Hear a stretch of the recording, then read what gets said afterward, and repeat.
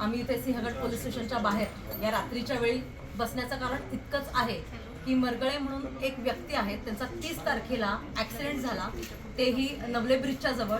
आणि ज्या गाडीमुळे ॲक्सिडेंट झाला ती गाडी होती गौतमी पाटील या नृत्यांगणीची. आणि त्या सगळ्या प्रकरणामध्ये ती सुद्धा तेवढीच दोषी असताना सुद्धा अजून देखील म्हणजे आता 30 तारखेला तिला नोटीस पाठवली आहे असं सिंहगड पोलीस स्टेशनकडनं आम्हाला सांगण्यात येत आहे. मात्र आज जवळजवळ 3 तारीख आलेली आहे, 3 तारीख पण संपलीच म्हणायची. असं असताना देखील सुद्धा गौतमी पाटीलला पोलीस स्टेशनला बोलवण्यात आलेलं नाहीये. ती वेगवेगळ्या ठिकाणी तिचे शो करते आहे, नाचतीये, बागडती आहे, पैसे कमवतीये. मात्र हे जे गरीब कुटुंब आहे त्यांची ही मुलगी आहे आणि त्यांचं रिक्षावरती पोट आहे. आज दिनानाथमध्ये ते ॲडमिट आहेत. दिवसाला जवळजवळ 1 लाख रुपये खर्च असताना ही गौतमी पाटील नावाची निर्लज्ज बाई आज शो करत दिवसाला 10-10 लाख रुपये कमवते.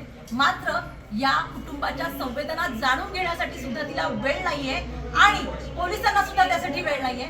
त्यासाठीच आम्ही सनदशील मार्गानं आज या पोलीस स्टेशनच्या बाहेर इथे बसलेलो आहोत जोपर्यंत गौतमी पाटीलला इथं हजर करत नाहीत.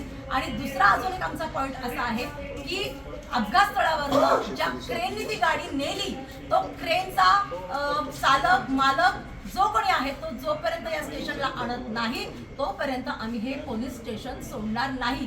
कारण यामागचं कारण इतकंच आहे की गेले 3 दिवस ही मुलगी फेऱ्या मारतीये, विचारतीये, मात्र कुठलाही प्रतिसाद मिळत नाही. म्हणून शिवसेनेच्या वतीनं आम्ही गिरीशदा आणि मी इथे आलेलो आहोत. त्यांनी आम्हाला संपर्क साधला की आम्हाला याच्यात काहीतरी मदत मिळवून द्या. खरं बघायला गेलं तर याच्यामध्ये हे कुटुंब डिस्टर्ब झालेलं आहे. त्यांना अजून डिस्टर्ब करण्याचं काम पोलिसही करतात आणि ती पाटीलबाई पण करते. तिला नाचण्याच्या पलीकडे काही माहिती नाहीये, महाराष्ट्राचा विहार करण्यापलीकडे काही माहिती नाहीये. आणि अशा वेळी जर पोलीस सहकार्य करत नसतील तर आम्ही या कुटुंबाच्या मागे ठामपणे उभे आहोत.